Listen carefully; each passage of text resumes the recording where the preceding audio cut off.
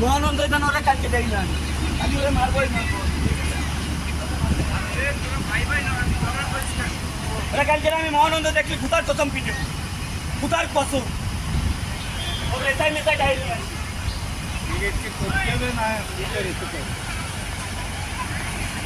ভাষাতে না যায় না এরা কি সরকারি লোক তুমি বোঝো না? সরকারি লোকের বলে আমি মারবো প্রত্যেকটা টিডি আমার ছেলে না ওরা তুমি মারলি তো খাবে লাগতো এখানে দিচ্ছিলাম লাভ নেই ওরাই মারবো